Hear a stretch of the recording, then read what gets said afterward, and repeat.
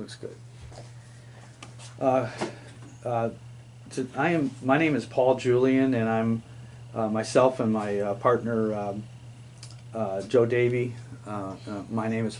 We work for the Veterans Memorial, or volunteer for the Veterans Memorial Center, and we're doing a Library of Congress interview with a gentleman by the name of Denard Edward Williams. Donald. Donald. Okay. Donald. And we're doing it in what's they call the Baker Room at the Veterans Memorial Center, and so we want to go basically focus on Donald's military service. He served between April of '49 to March of '53. And with that, Donald, where were you born? St. Louis, Missouri. St. Louis.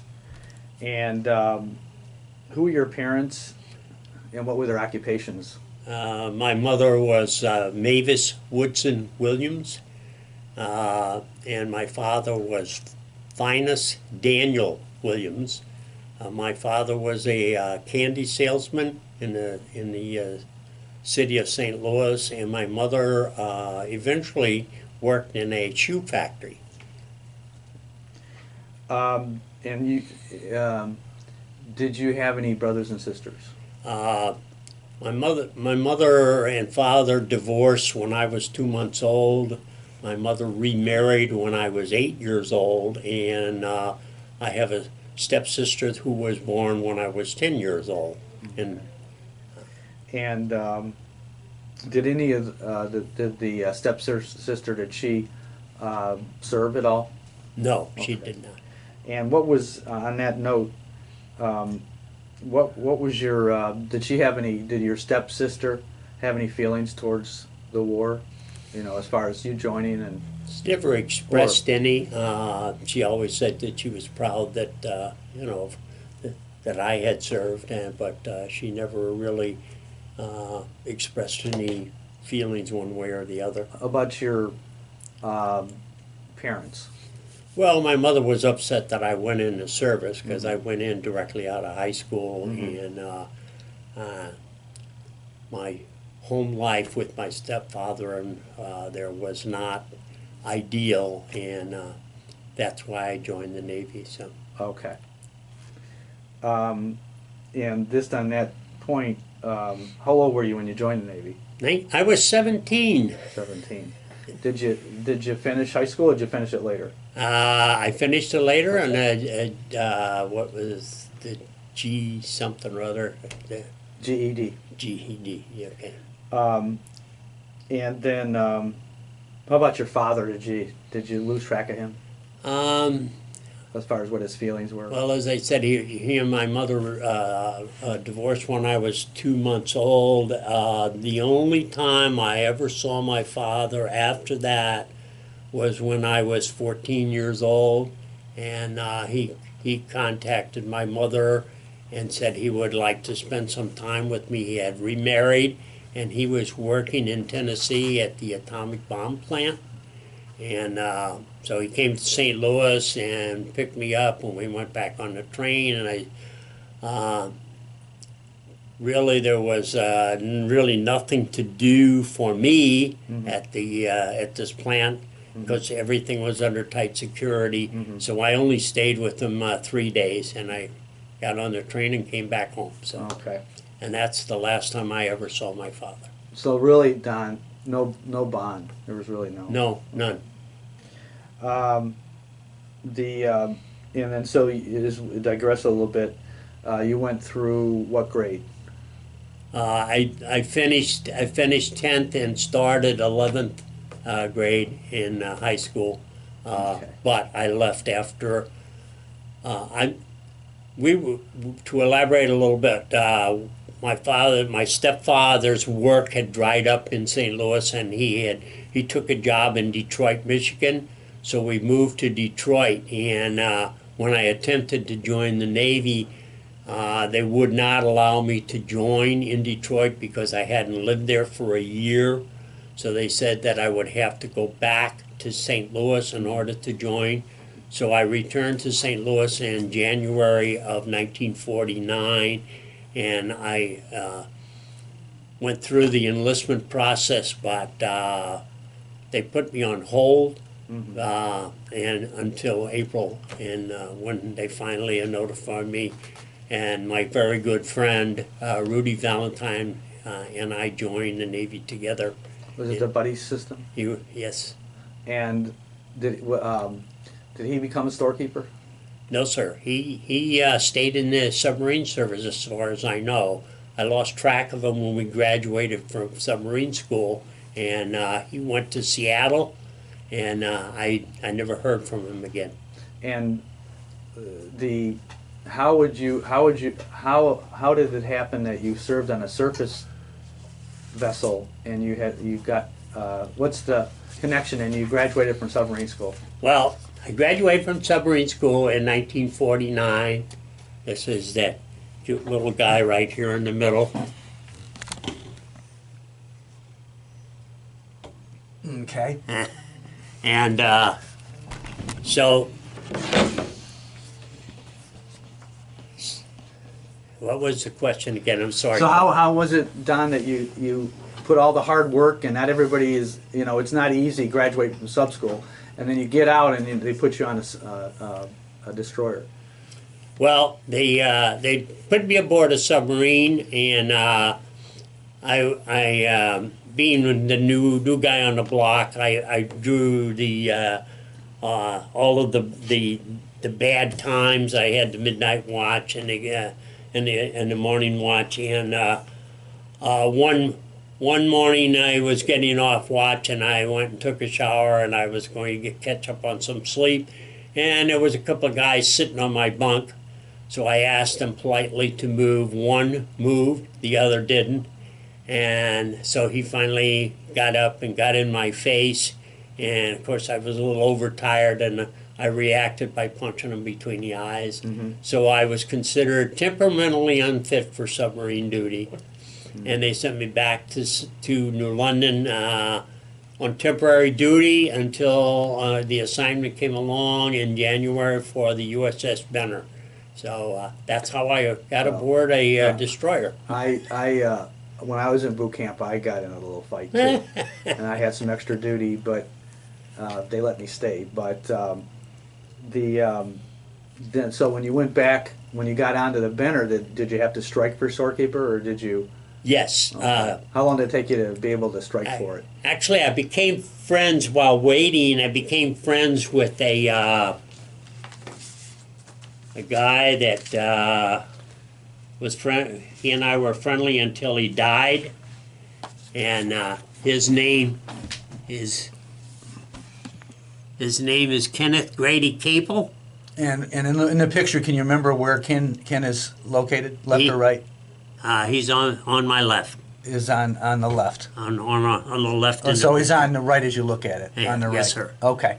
His name is what? Kenneth Grady Okay. Capel. Okay. He's from Westminster, Maryland. And tell me about him.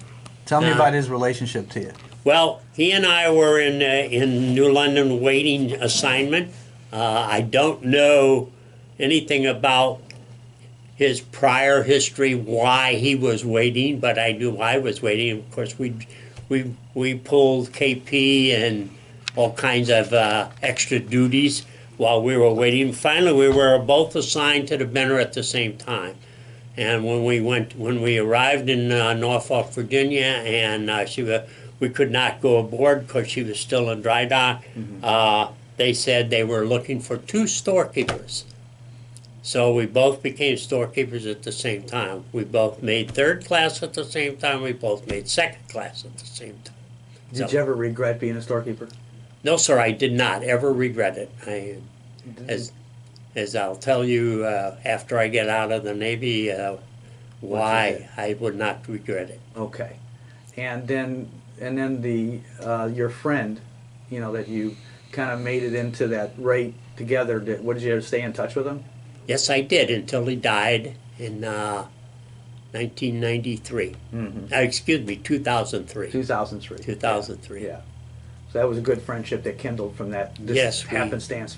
We called each other frequently. We wrote to each other. I took part in his wedding. Oh. We were really good friends great. before, during the Navy, and after the Navy. So, All right, Don. Let's move to like the early days of service. Why did you go in?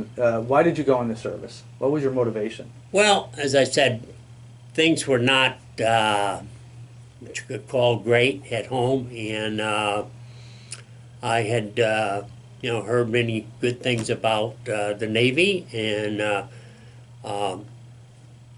so to get away from the environment at home, I decided I would join the Navy. Okay. And did you leave anything? So you really didn't leave anything behind.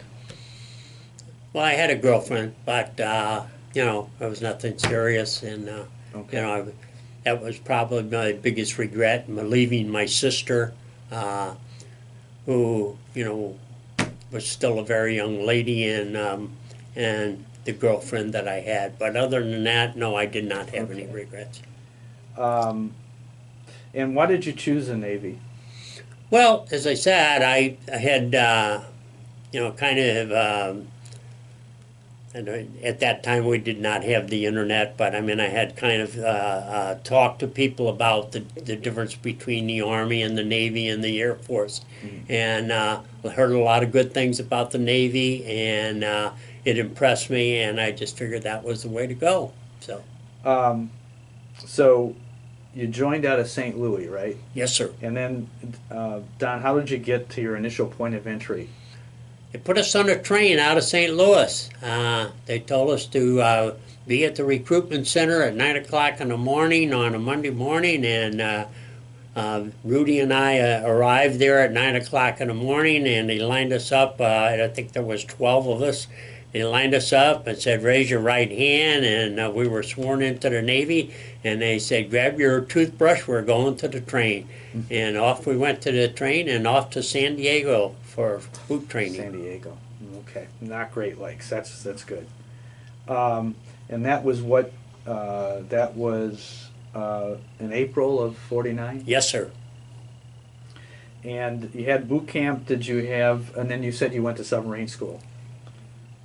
Out of boot camp. Out Yes, of boot sir. camp. What was your most vivid memory of the boot camp of the submarine school? Well, I think the most vivid memory was they had an escape tower at the submarine base in London. It was, I believe, it was 120 feet high, and Stories. they had various levels. We started off at, I believe, 25 feet, and they lined us up in a compartment and flooded it. And then the chief that was in there with us, he opened the hatch and said, "Step out into the tower and slowly go to the up to the surface." And then we did that 3 times, and not on the same day, but 3 times. Then they moved us to 50 feet, and then to 75 feet, and then to 120 feet. So, And that is like as time progressed in the school. yes, sir. How many weeks was it, Don? 10 weeks, I believe. 10 weeks. What was the best part of it? Friendship, Friendship. good guys. Yeah. Had a really good class. Did you have a lot that made it? Did most everybody make it? No. As I recall, I believe three pulled out, 1 voluntarily. 1 was a disciplinary factor, and I think the 3rd was his inability to do the escape tank. Okay, which what you were just talking about. Yeah. What was it? So what was there anything really tough about it? What was the worst part of it? Well, I think the worst part of it was learning the damage control when they put you in compartments and flooded it. and it was up to you to stop the flooding, Patching. fires, to extinguish fires in a very closed compartment. It was kind of scary. Does any particular instructor stand out in your mind? No, I don't really remember the instructors that well. As I said, I remember the camaraderie of the individuals that were in school, but I don't really remember the instructors. Nobody really stood out. And really, sub-school itself, Don, is considered specialized training, obviously. Yes, sir. And in no particular instructor stands out in your mind, huh? No. Okay. Afraid not. Okay. Okay. Did you qualify at that time when you're in sub school with any particular type of equipment? I qualified into damage control, Okay. which carried on to when I went aboard the Benner. They sent me to damage control training in Newport, which was very similar, other than the fact that during submarine training, of course, you're underwater, whereas with the school in Newport was more Surface. orientated, same stuff, flooding, fires, that type of thing, but it was more for surface vessels. Okay. So Any promotions from that school, other than getting your certificate? You'd be at submarine. not really. I don't believe. I don't recall. What was the hardest part to make that transition from civilian to military? And what was the hardest part of it? At the time that I went to boot camp as a teenager, I think I was going through a very difficult time in my life. Chief David Williams was our commander for boot camp. Company commander. Yeah. He talked with me on several occasions because he identified my depression, and he pretty much straightened me out. He gave me an assignment to be I don't recall what it was called, but it was kind of an assistant in boot camp, and prior to inspections each morning, it was up to me to go through the barracks and make sure everything was straightened out. So he gave me a responsibility that I had not had before in my life. So you met the rare benevolent company commander. Yes, I I'm did. saying very rare. Yeah, and he was tough, and but he was understanding as well. And the easiest part of the transition to the military. The easiest part, I don't know whether there was an easy part. It was quite an experience, but I think learning a little responsibility and a little discipline in my life, and a little consideration for others. The appointment that the chief gave me to kind of monitor the barracks and their troop allowed me to associate with them better, and I think I became a better person for it. So what it was, Don, is he gave you a hand up. Yes, he did. Yes, he did, and it's lasted throughout my life. What was your first assignment after basic training? What was your first assignment after submarine school? Okay. After submarine school, they sent me to the USS Benner, and I became the storekeeper striker. Okay. And at that point I was a seaman, and so And it was like OJT for how long, Don? I'm sorry? How long was it for age? How long did it take you to become a striker? To become A storekeeper? Yeah. How long did it take you before they gave you put you to school? Well, I didn't really go to school. I really didn't go to school for No, it. you didn't? No, but I just learned what was going on the ship. So it's like OJT. The supply officer was Lieutenant J.G. Fagan, and he kind of took Ken Capel and I under his wing and told us what he expected of us, and there were others in the division, and we got along well, and we moved along. Ken and I became, we both became third class at the same time, and he gave us more responsibility as we went along. Would you say that gentleman, your superior, Supply officer, Mr. Fagan. would you say he was also helped? He was also very good. Yeah, he was a reserve officer, and he didn't want to be there any more than anybody else, and he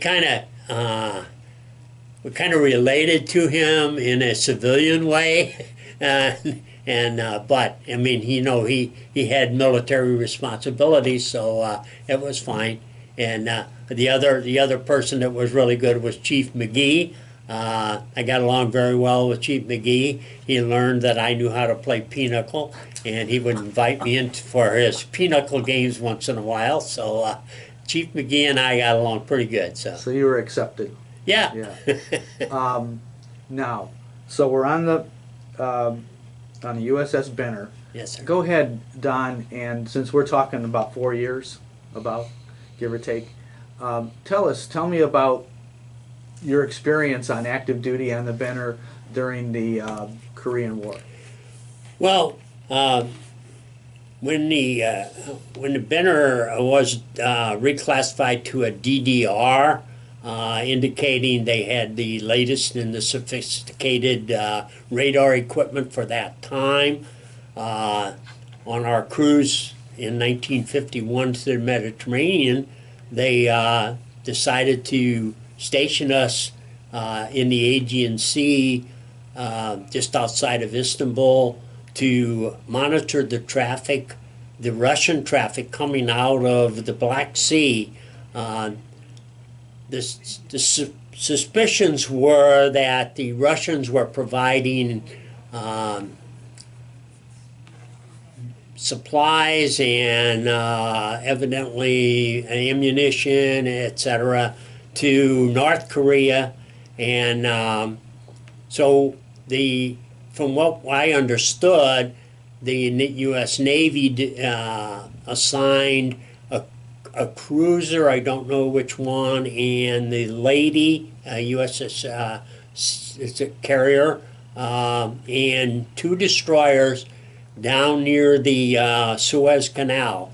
So when we picked up traffic coming out of the Black Sea, we reported to the other ships in the area that this traffic was coming, and they pretty much blocked off the Suez Canal so that the Russian ships would have to go around Africa in order to get to North Korea. So we made it a little tougher for them, I guess.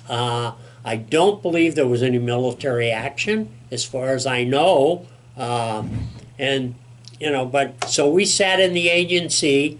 We were required to sit there for 4 weeks and, monitor this traffic before our relief was supposed to show up. Okay, and that was the first deployment. Okay, and then was there what was the next deployment? When we came out of Norfolk, actually the first deployment, when we came out of Norfolk, Virginia, they sent us to Guantanamo Bay, and on a shakedown, and while we were there, we took place in maneuvers. And one of the maneuvers was when we were with, what was the carrier? I think it was the Tarawa. She was, the commander of 6th Fleet ordered a maneuver for darkened ship. And as you know, destroyers, when you operate with with an aircraft carrier, the destroyer is positioned too forward, too aft to protect the carrier. And so we were in position and with the Tarawa, and under darkened ship, they ordered a maneuver.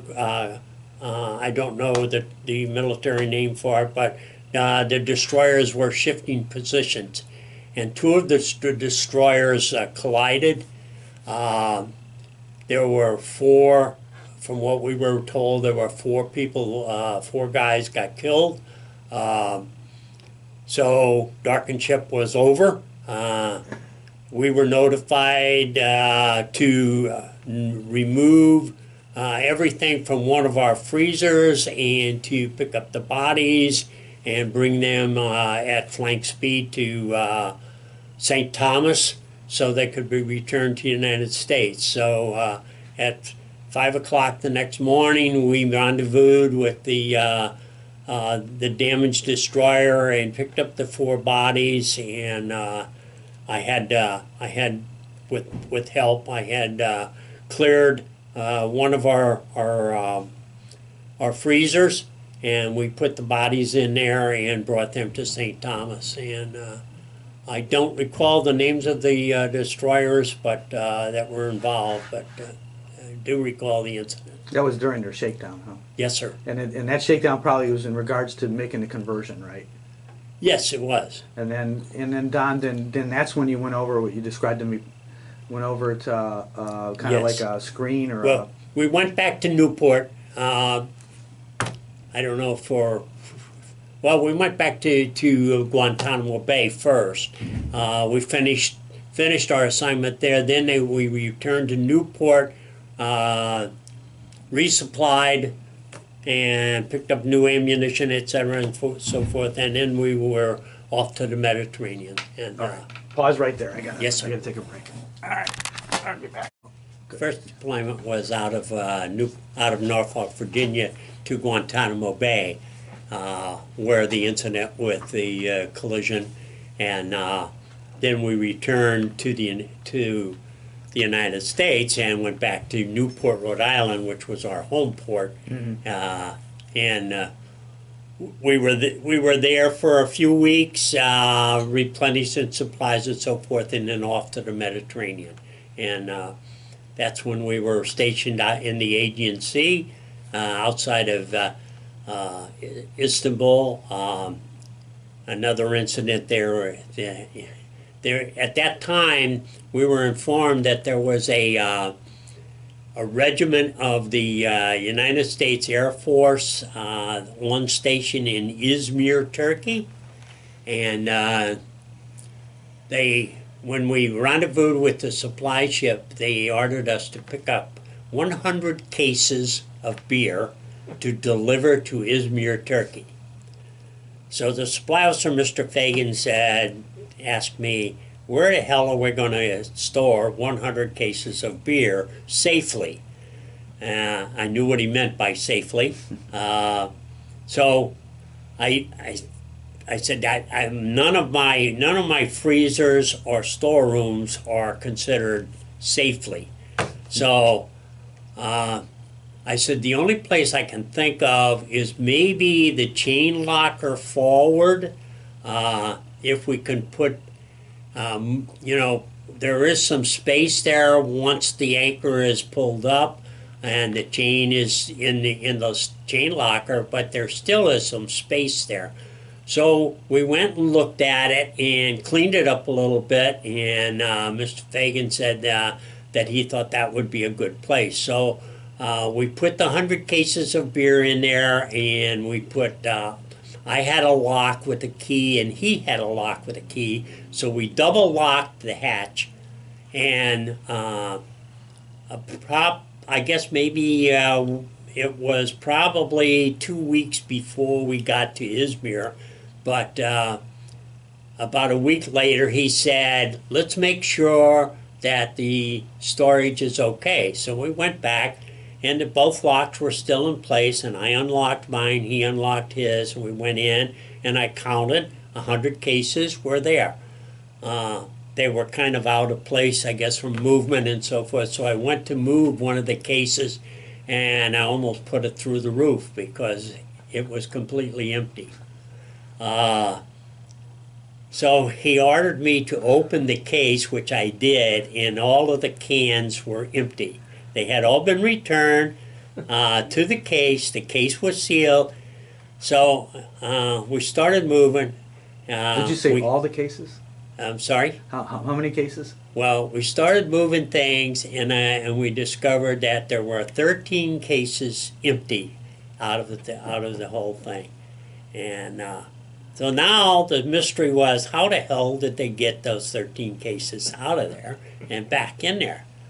And so Mr. Fagan evidently had a conversation with the deck officer, but he knew nothing about it. And of course, the First Division quarters were just adjacent to the chain locker, and so evidently there was a conversation and an inquiry, and finally they discovered that they had lowered one of the smaller members of the First Division over the side. He climbed in through the opening for the chain and removed one case at a time as they brought them to the deck and down to the First Division and consumed the beer. And then they returned the cases, empty cases, to the plane and stacked them neatly as they had been. And so when we arrived in Izmir, and Mr. Fagan reported to the officer in charge of the Air Force base that we were 13 cases short. He said that the Air Force officer almost fell off his chair laughing so hard. So it was quite an incident, and we looked at it and we said, I don't think I'd want to be the guy lowered over the side to go into through that chain opening. But he had to be a little guy because there wasn't a hell of a lot of room. So, but it was kind of a funny thing when you stop and think The about it. comic break from the duty, huh? Yeah. Did Don, during that deployment that you talked about in the GNC, any other experiences that really was either humorous or just had some kind of impact on you? Well, we went to Naples, Italy, and one night I was in my bunk and Mr. Fagan woke me, and he said, part of my duties was I was in charge of the ship store. So he woke me up and he said, I need a case of cigarettes. And he said, I have struck a deal with some people over in Naples to buy a case of our cigarettes for $150. And at that time, cigarettes were selling for 50 cents a carton on our ship. So there was a considerable profit, but it was, of course, illegal. Yeah. So he said he had made arrangement with the boat crew to bring us over, and it was up to me to bring up the case of cigarettes. Which I did. He handed me a 45 and said, "Strap it on," because he was uncertain of what the outcome was going to be. So we went. We lowered the case of cigarette onto the boat, and the coxswain of the boat was in on the deal. I guess we were to get $25 out of the deal. I guess it was. So we pulled away from the Benner. We went to this location, and when we arrived at the location, the man that Mr. Fagan had struck the deal with was waiting at the dock, but we spotted two other guys standing off in the shadows. So Mr. Fagan told the man that he had struck the deal with that those guys had to leave before we would pull up to the dock. Mm-hmm. And no problem, Joe, no problem, Joe. It's okay, it's okay. And we said, no, it's not okay. Tell them to back off. So they left. We pulled up to the dock, and the guy had the handful of money, and Mr. Fagan says, "Give me the money," and he says, "Give me the cigarettes. Give me the cigarettes." He said, "No, well, give me the money." So finally, Mr. Fagan had the money in hand, and he told me, keep your hand on that 45 just in case. And so we did, and he gave him the money, and we gave him the cigarettes, and off we went back to the ship. So was never detected. There was never any disciplinary factors involved. So Was it a good amount of money for where you were at that point? yeah, I mean, $150, and I think a carton of cigarettes a case of cigarettes at that time. Paperwork wise, was it costing us like $40. Wow. So Wow. and he gave the coxswain of the boat for 25, and me 25, Yeah. and Mr. Fagan pocketed the rest. So Did he have any other examples of Mr. Fagan doing that? Struck in a deal and no, I don't believe so. somebody made an offer he couldn't refuse. Huh? Well, he may have had other officers, but Yeah. I don't. He never involved. Well, I was the supply. I mean, I had the keys to the ship store, so it was up to me to provide it if there was anything like that. Mhm. But no, I never got involved in another one. So. Anything? Any other experiences, whether directly involved in what your mission was, or just like what you just described? I don't think if there was any other shady deals that, that I might have been involved in. Let's see. Well, I can tell you another incident that when we were in Izmir, Turkey. At that particular time, the community was having a severe problem with wild boar. And wild boar were patrolling the streets at night, and people could not go out.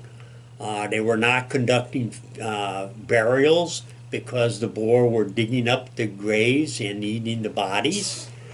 So they asked the mayor of Izmir, or whatever his title was, asked if we would organize a hunting party to hunt the wild boar. The only thing they wanted out of it was the tail. If we killed a boar, they cut the tail off, and they got a bounty for killing the boar. So they arranged this for us with this old bus that was really pretty rickety and falling apart. And I think we had 20 guys. We went ashore with M1s.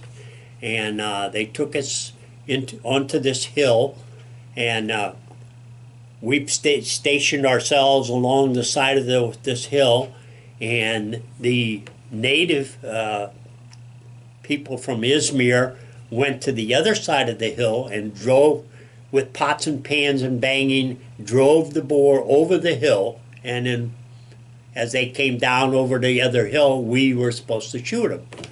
So my good friend that I mentioned earlier, Ken Capel, was to my right and probably 10 yards down below me. I positioned myself by a very large rock that was right behind me, and so I was sitting there kind of leaning against the rock and waiting for something to happen. And the boars, we saw several come over the hill, and we shot them as they were coming down the hill. And I was amazed at the size of the hole that an M1 makes in a wild boar. Wow. I mean, when that thing goes in, it's a very small hole, but when it came out, Really? it came out big. Wow. But anyway, as I sat there and I happened to look down to where my friend Ken was, and we were communicating with each other, and I looked down and I saw that one of the boar evidently had snuck through and come up the other side and was not too far from him.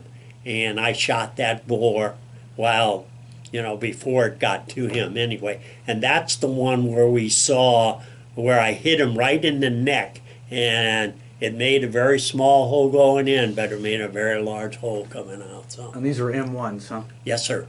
And did you guys have a lot of pork-based meals after that?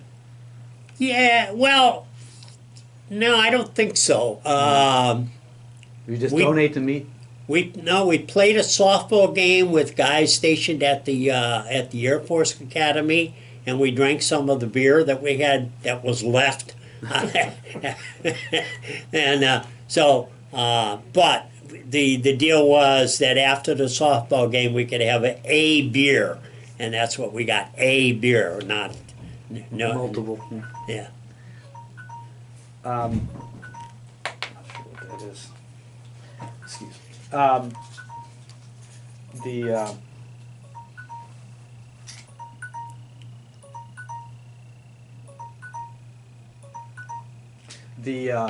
So, any other experiences on that first deployment?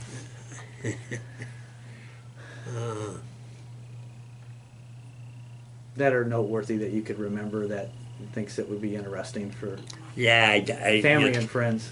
yeah. Every once in a while, something pops into my mind, but that's about all I can think of. Okay, that right took now. you to what year then? I'm when sorry? When did you get back? First deployment was the spring of '50, and we got back in the fall. Okay. Yeah. The fall of that same year. Yes. Did you go on any other deployments? Yeah, the second deployment, as I recall, to the Mediterranean. What was the time period? 1951. 51 was. I don't remember the dates, and I did not bring my notebook. I have a little book, but I didn't bring it. I'm sorry. That's all right. But the supply office was very small at that particular point in time. They decided Mr. Fagan had been replaced by another reserve officer, Mr. Murphy, and Mr. Murphy had brought aboard two other strikers, Bobby Mao and Jerry Stevenson, and we had a dispersing clerk, Steve Gack, and he shared the office space. So consequently, there wasn't really room for everybody. So my job was to operate the ship store, and then I would work during the night and take care of my records during the night. Record keeping, huh? So I pretty much had the use of the office to myself. So I became very friendly with the cooks, and one of our cooks was Steve Karaneklis. He was a Greek guy, and the other guy was what was his name? Charlie Speck. Wow. Charlie Speck, and Charlie was pretty much a baker. So during the night, around 2:00, 2:30, something like that, they would come down and knock on the door at the supply office, and they would fix dinner for them and me, and anyone that was on duty during the night. So Mid-watch. yeah, so we would all gather in the galley and eat whatever nice. they prepared. Sometimes they prepared pizza. Sometimes a specialized meal for us. Anyway, we were there over Christmas. So Were they good cooks? I'm sorry. Were they good cooks? Yes, they were very good cooks. especially the Greek. He was a good cook. That's what I called him, the Greek. Okay, but Charlie, the baker, said, "Don, I want to make a big cake for Christmas." So I said, "Okay, I'll help you, Charlie." So, excuse me. He said, "I'll tell you what to do." So he started his mixing procedures and so forth, and instructing me, and we made this cake that was, as I recall, dimension-wise, was 40 inches by 24 inches, and he decorated it, and it said "Merry Christmas, USS Benner" on it, and the following day, Christmas Day, well, I don't have this picture either, but we Charlie and I, the two of us, we were holding the cake because it was that big, and they took a picture of it, and then we took it down to the galley and set it up on one of the tables so that everybody could see it before it was cut, and everybody got a piece of cake of there. Because, I guess for a lot of people, including myself, was probably the first time that I had ever been out of the United States on Christmas Day. So it was quite a touching experience anyway. So the mission on this, that deployment, like I guess maybe the third deployment, that mission, what was it, Don? Was it similar to the second deployment? Was it similar? Well, the third deployment was very disappointing for me. I had met and proposed to a lady in Connecticut, and I asked her to marry me, and I said we could plan our wedding when I got out of the Navy in '53, and she said no, she wanted to get married in '52. Mm-hmm. So we were planning our third voyage to my third voyage to the Mediterranean. So I applied for leave with Mr. Murphy, and he granted me 20 days leave. Mm-hmm. And so I said fine. And so we planned our wedding around that on August 2nd, 1952. August 9th, 1952. And about 3 weeks before I planned to leave start my leave on the 7th of August, and the wedding was planned on the 9th. About 3 weeks before Mr. Murphy came to me and said, I've decided that by you taking 20 days leave, you will not have enough time to replenish our supplies before we leave. So I'm going to have to reduce your leave to 10 days. Mm-hmm. And of course I was rather upset, but what the hell are you going to do about it?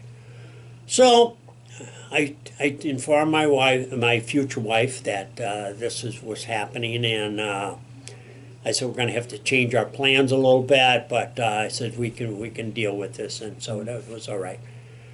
Probably 5 or 6 days later, he came to me again, Mr. Murphy, mm-hmm. and said that he had reconsidered and that he was going to have to cut it down to 5 days. Mm-hmm.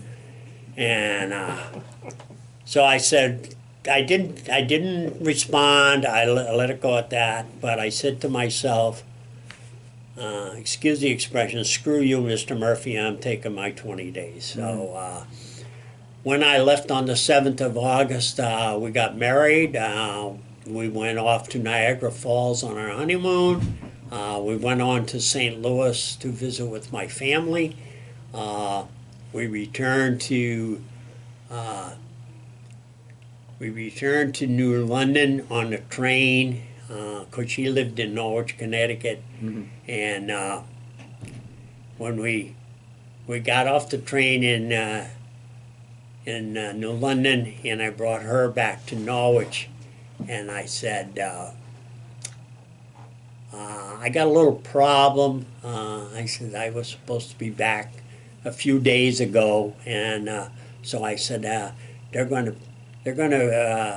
put me on report, and I said I'm going to have some problems. So I reached in my wallet, and I had one $20 bill left. I handed it to her, and I said I probably won't be needing any money for a while. So I said, you take this, and you know.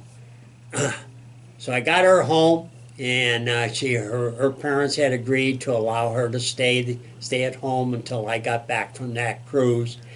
So I went back to the base in Newport, and when I arrived and showed them my papers, they immediately arrested me and called for the officer from the Benner to come and get me, because I was AOL.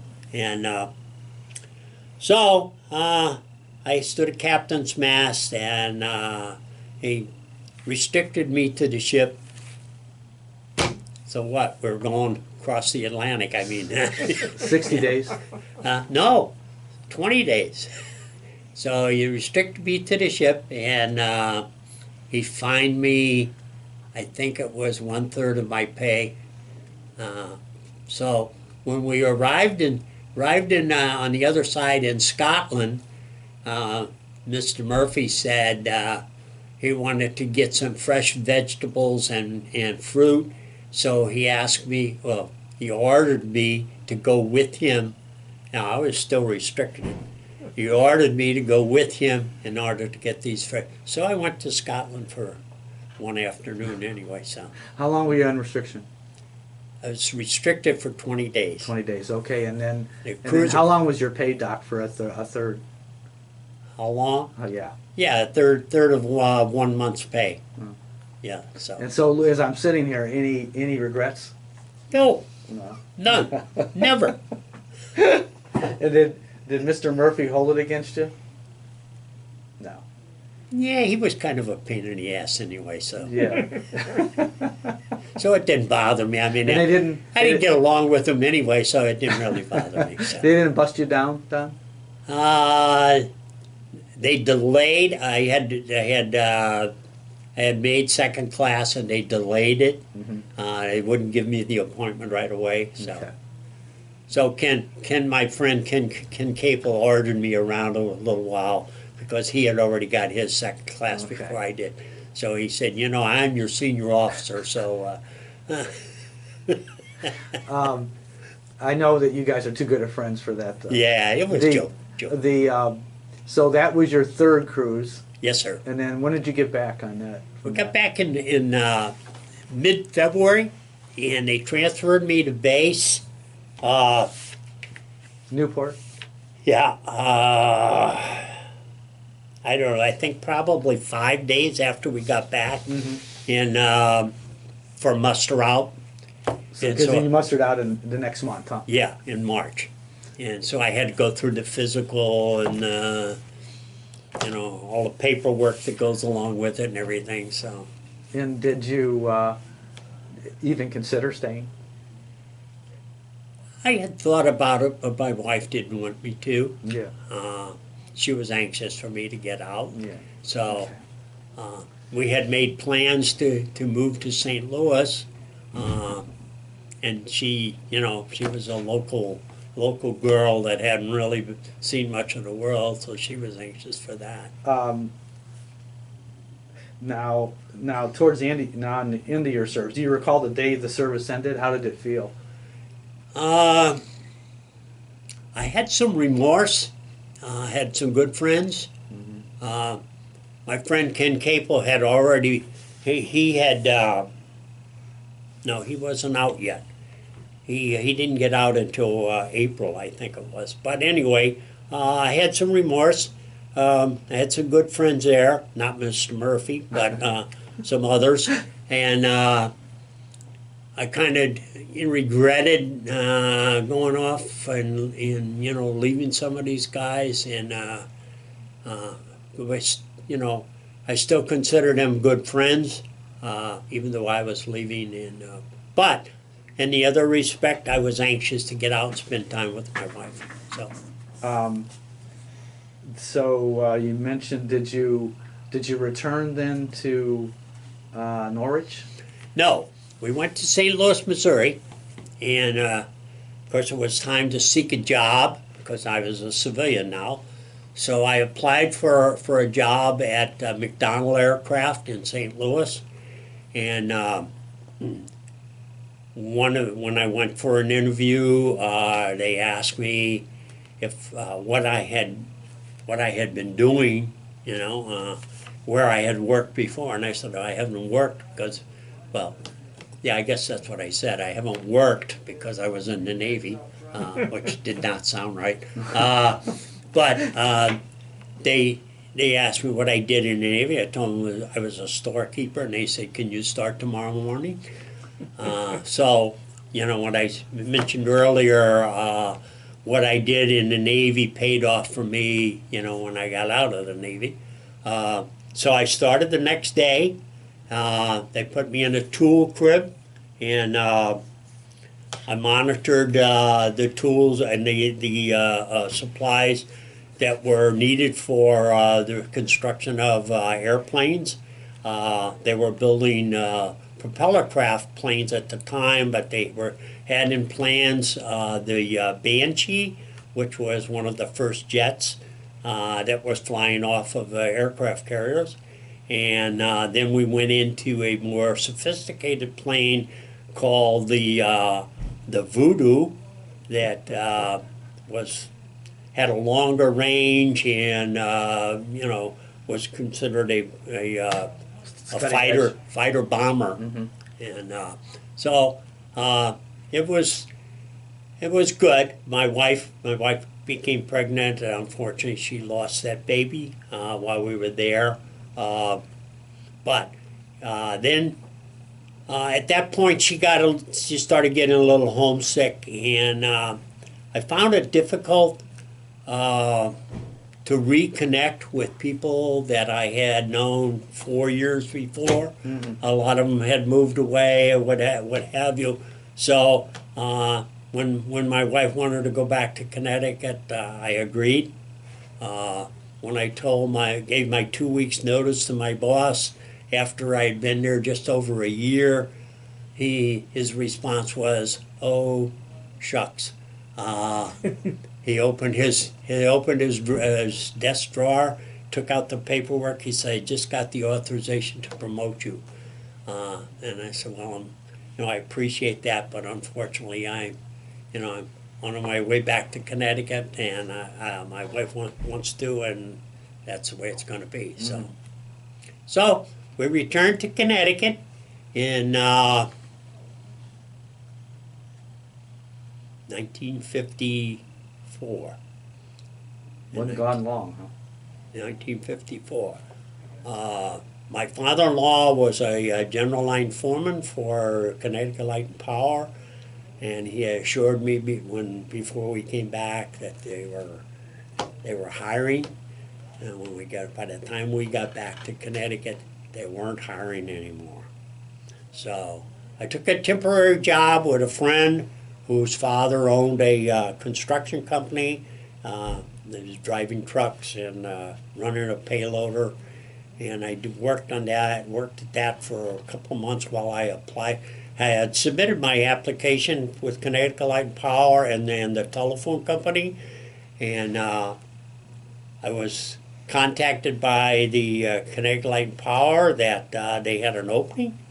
So I took a job as a lineman for the Highline crew, and so I worked on the Highline crew, which was not very appealing because we worked all over the state of Connecticut, and sometimes we're far enough away that we would, rather than commute, we would stay, and so it wasn't too good until August 1st, 1955. I had applied for a job with a municipally owned utility in Norwich, Connecticut, and that's where I went. I started working there, and I worked there until I retired in 1990. So. Okay. then this to backtrack a little bit. After you get out, right out, after you got out of the service, Don, were you received well with the family and community? Were you well received? Not really. Not really. As I said, it was kind of difficult to reconnect. Mhm. Of course, I had learned a lot.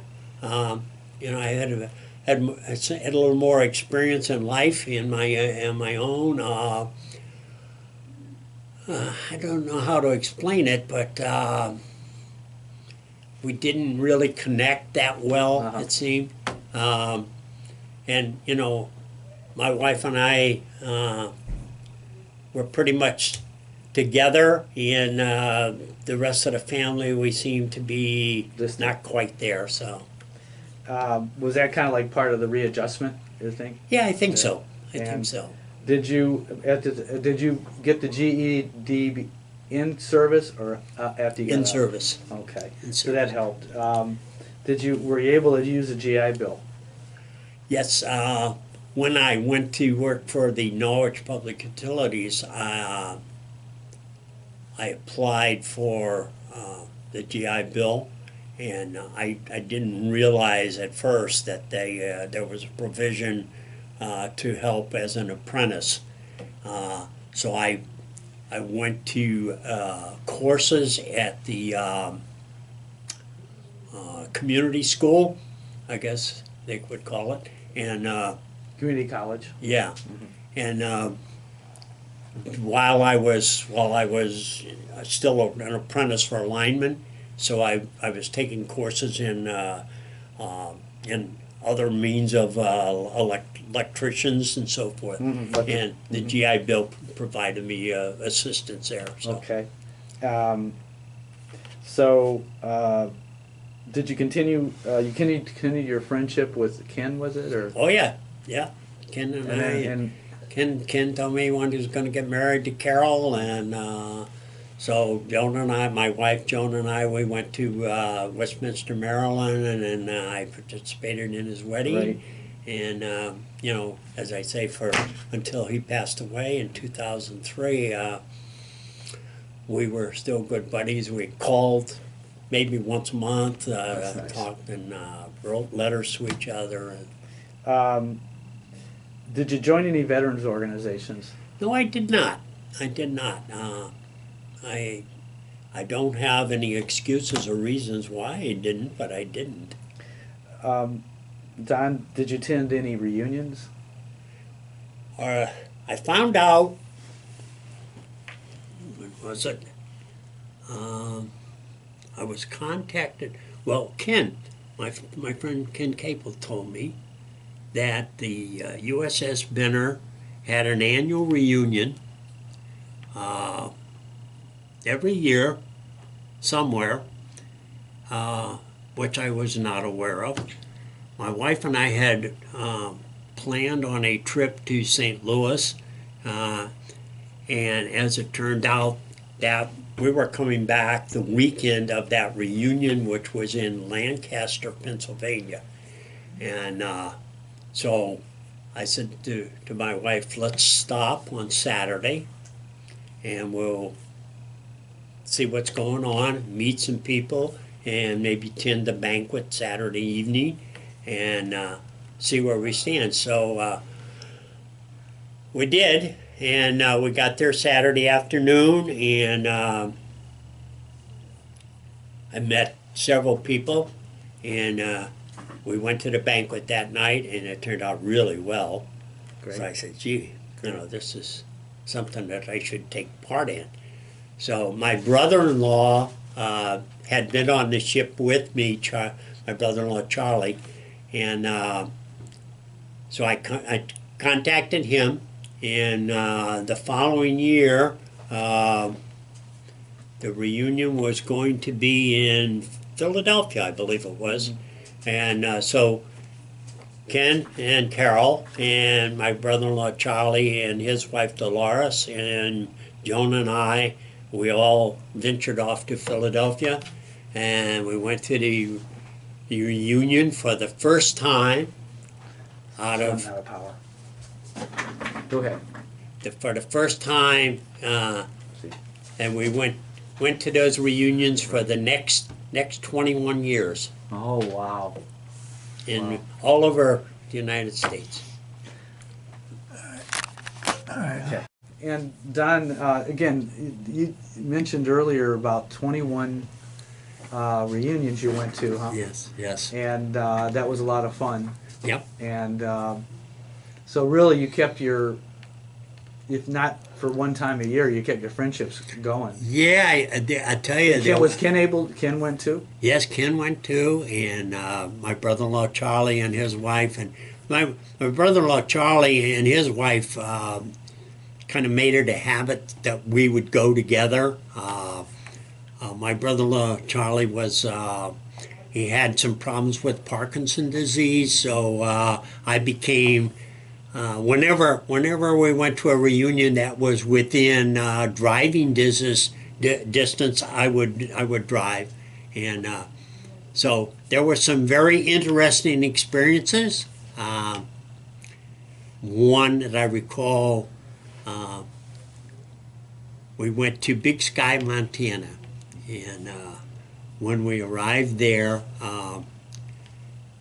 one of the first people that I saw was had been an officer. I think he was an engineering officer on the Benner. His name was he was a Lieutenant Robinson, and he was a regular customer at the ship store, and he would come in and buy his cigarettes and toothpaste, and he'd always stop and talk. He didn't just buy the cigarettes and walk away. We would sit and stand and talk a little bit. So when I saw him at this reunion at Big Sky, I said, Mr. Robinson, I said, it's so good to see you. And he says, oh, cut the bull. He said, I am not Mr. Robinson, I am Robbie, and you are Don, and cut the crap about, this Mr. Robinson. So he said, come on, I'll buy you a drink. Well, the reunion had provided the drinks, so, I said, boy, I hope I didn't overexpend you, for buying me a drink, and so we laughed about it and so forth. On Saturday afternoon, prior to the reunion, prior to the dinner, we had free time. So Robbie and his wife, I don't recall her name, they were at the bottom where we were staying was the Big Sky Lodge, and it was, from what I was told, was 6,000 feet up on the mountain, and the mountain extended beyond that. But where we were, at the bottom of the hill, there was a little 9-hole golf course. And Robbie and his wife said, we're going to play golf this afternoon. You want to play golf? And I said, yeah, I'd love to go play golf. And so my wife says, that's good, because I'm just going to take a nap and let it go at that. So Robbie and his wife and I, we went down the hill, and we played golf that afternoon. In the meantime, my brother-in-law and his wife were there. So my brother-in-law, as I said, was having some problems with Parkinson's, so he decided to rest. My sister-in-law, his wife, decided she was going to go up and see what was up on the mountain. So she went climbing on the mountain. So when we came back from playing golf, my brother-in-law and my wife were panic-stricken. My sister-in-law Dolores had not come back down from the mountain, and my brother-in-law was certain that she was lost on the mountain, and we were never going to see her again, and he was all panic-stricken. Of course, part of it, I think, was because he was having problems with his health anyway. But anyway, he was in the process of organizing a search party to look for his wife. So there must have been 6 or 8 of them that were decided they were going to be in this search party. And while they were getting a look, I got my binoculars out and I looked up and I could see this person coming down the hill. And I said, you guys relax a little bit. She's on her way down. And so Dolores came wandering down and said, what's all the excitement? So anyway, when we when we finished the reunion, we had decided we were going to see some of the area. So we were going to rent a car and spend a few days in the area. So so Robbie said, we're flying out Sunday morning. He said, I'll give you a ride back to the airport so you can pick up your rental car. I says, great. So I rode back to the airport with them, and we got there and went to the desk, and I said to the girl, you know, I made reservations for a car, and she says, I don't have a car. And Robbie said, yes, you do. And he handed me the keys to his rental car. And she says, oh, you can't do that. He says, oh, no, I just did. So anyway, he had I think it was a Mercury Grand Marquis or something like that, a great big car. And he said, I'm not turning this car in, I'm giving it to him. And he said, you can either make out the paperwork and let him rent the car, or you can get in touch with me sometime and we'll talk about settling the bill. And so she filled out the paperwork anyway and turned the car over to me. Great. And but Ended up being a great friend. so we went down through the park, and we decided. One of the people that had been there said you got to go over Belknap Mountain on your way to Wyoming.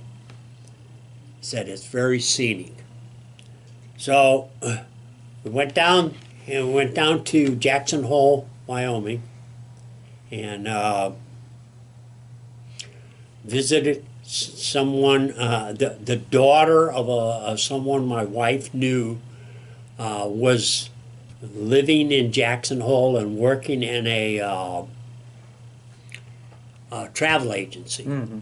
So we went to the travel agency, and we asked for the woman who was there, and my wife's friend who told us to contact her daughter when we were there said she's pregnant. And so the daughter came out, and we're standing there in the hall talking, you know, and so me and my big mouth, I says, I understand you're going to be a mom. Shh, they don't know yet. I said, oh, Jesus, you know, I mean, I probably should keep my mouth shut. But anyway, so that was fine. So we went back up through the park, and we stopped at the falls and saw some of the areas that we hadn't seen before. And this is Yellowstone, right?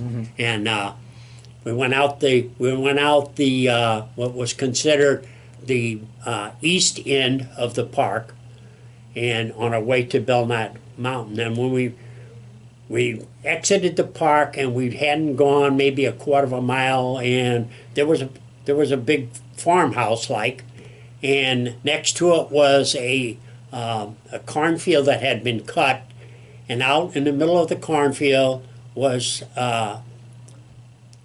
two very large moose and a very small moose, and we assumed it was a family. So I pulled over and stopped, and we watched them roam around in the cornfield.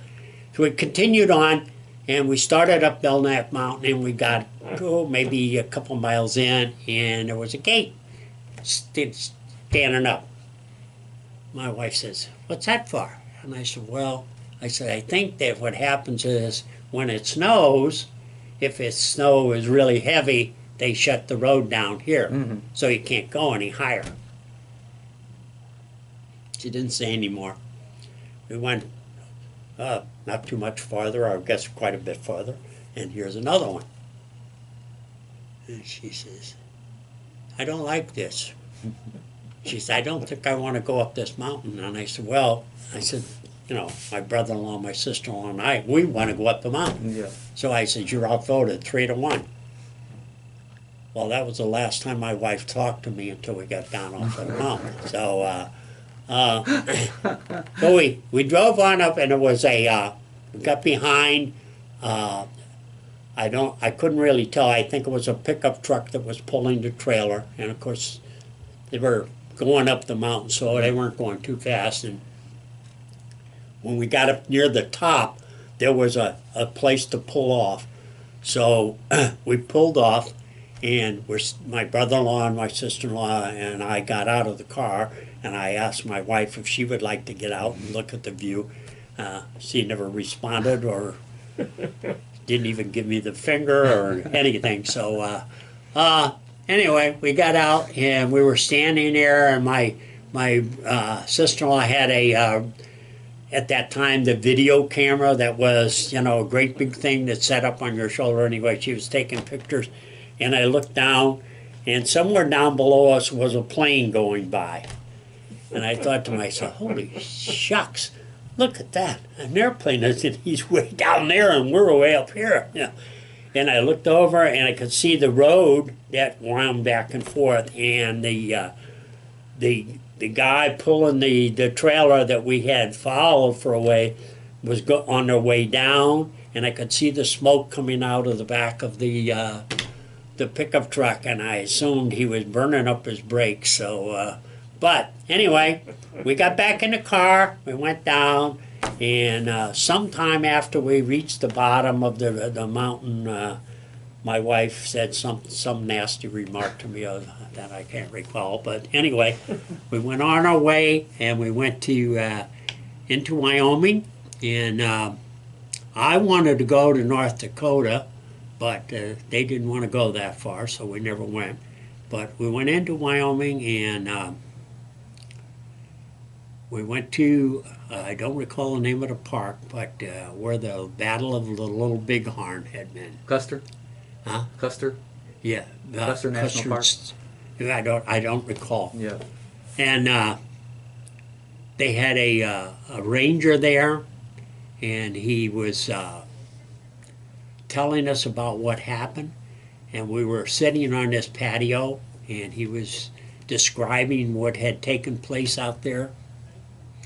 And he was really, really good. Mm-hmm. I could almost feel what he was saying. I mean, the environment, the atmosphere. He was telling us about they had found Indian heads, arrowheads, and different artifacts in the, in the ground, in the grounds around there. And he said that when Custer had received orders that he was not to go into that Indian village until another troop had arrived to back him up. And he decided that he didn't want to wait, and he was going to go and bring his troops in at his time. So he said, the ranger was telling us they were riding along the ridge of this hill, and the Indians were in the gullies on both sides. And when Custer's troops got in between, the Indians came up and just wiped them right out. Yeah, So. yeah.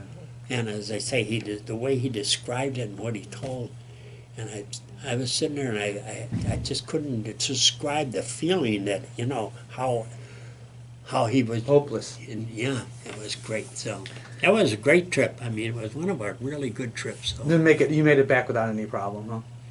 Yes, we did. We went. Any other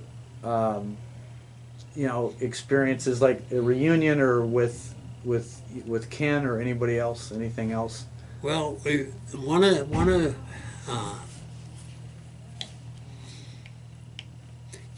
when we went to Philadelphia, Ken had a sailboat, so he and Carol came to Philadelphia on their sailboat. They came out of Chesapeake Bay. He lived in Westminster, Maryland. They came out of Chesapeake Bay and up along the coast, and docked his sailboat in Philadelphia. So I think it was maybe the second night we were there. He said we were at one of the functions, and he said cocktails on the sailboat tonight. So Joan and I and my brother-in-law Charlie and Dolores, we went to Ken's sailboat that evening, and we sat out there, and we were drinking cocktails and sitting on a sailboat. And Neat. All right, then let's try to kind of wrap it up. Okay. In what ways, Don, did the service change you? it gave me a better outlook on life. As I said when I first went in, I was going through a period of depression. I think, well, I don't think, I know, I learned to respect people more. I think I learned to trust people more. So when I think now that I am no longer in the Navy, I think I'm a different person, and I attribute that a great deal to my experiences in the Navy. So Thank you, Don. And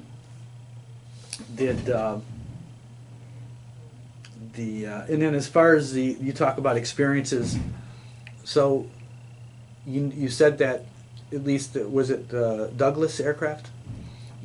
yeah, You said that helped you, they put you in a niche where, where you can work at that aircraft company, which was really a good job at the time.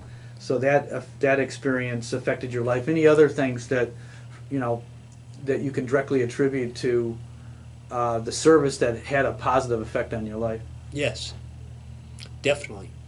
I think I mentioned to you that I left Connecticut Light and Power as a lineman on a High Line, and I went to work for Municipal Utilities, Norwich Public Utilities, on August 1st, 1955.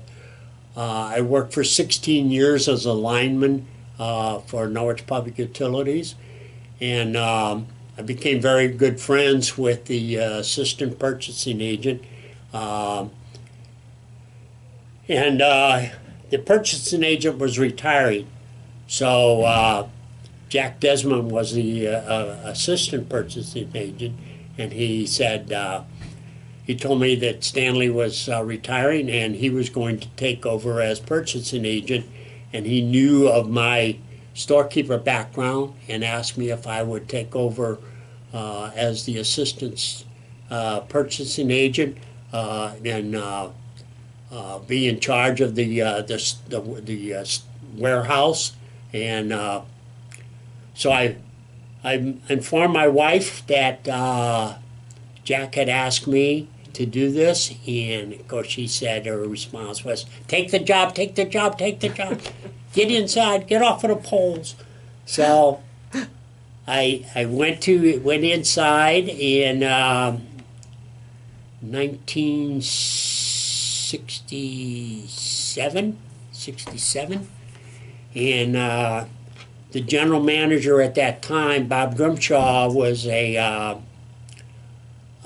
guy that had worked on a line crew and gone to school and got his engineering degree and became the general manager.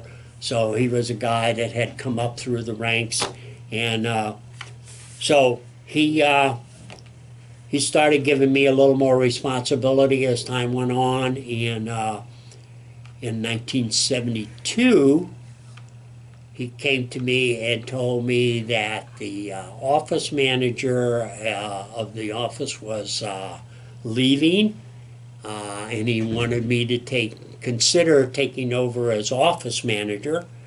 And I said, "Oh Christ, Bob, there's 27 women in that office, and you want me to move?" Oh my God, I was scared to death.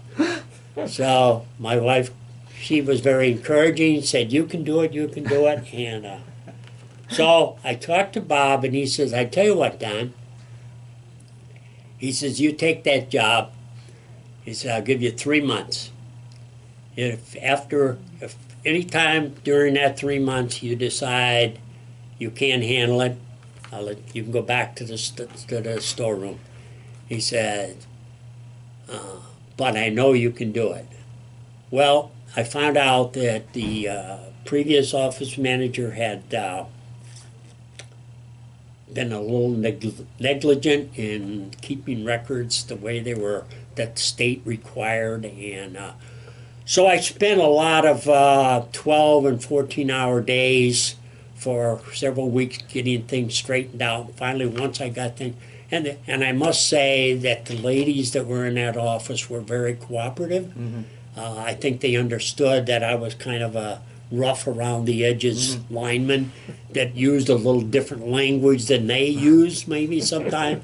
I think I probably slipped a few times, but I tried very hard not to talk to them like they were linemen. So I stayed there until 1990, and on August 1st, 1990, I retired. Oh, great. I don't know if we can beat that for let's go from military service experiences to life lessons, which will probably be, you know, very, very, you know, what are some life lessons you learned from your service?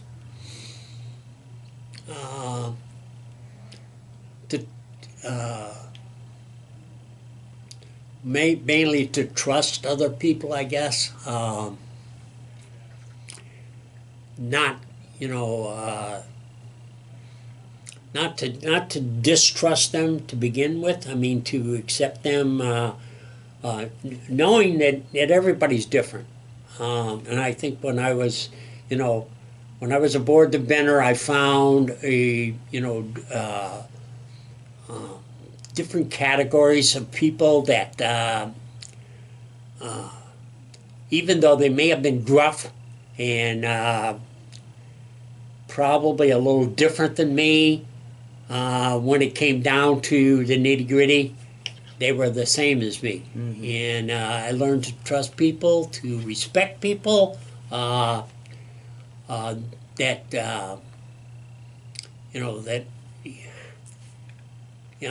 guess, respect is the best word that I can apply to it. So, And now going from that, how has military service impacted your feelings about war? about war, Has it impacted? I don't think they've affected it at all. Unfortunately, well, not unfortunately, but I was never involved in actual combat, so I don't really know what that experience would be. But I did respect the fact that it was going on. We were supporting it, even though we weren't there. And I think I respect the judgment of the President of the United States. He is regardless of who it is, he is the commander-in-chief, and it's a great responsibility, and I try not to criticize him because he makes decisions that may not agree with what I would do. So Thank you. Back to that respect,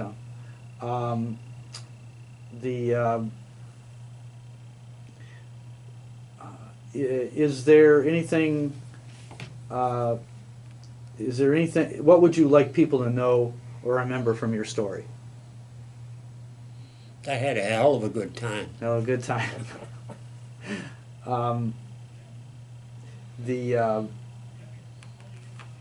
Okay. What do you wish more people knew about veterans? It's a lonely life. You give a lot of yourself. You take away some of the affection that you otherwise would provide to your loved ones in order to serve your country and respect your flag and appreciate the fact that you live in a free country that gives you this right, and you did something to contribute to that. Thank you.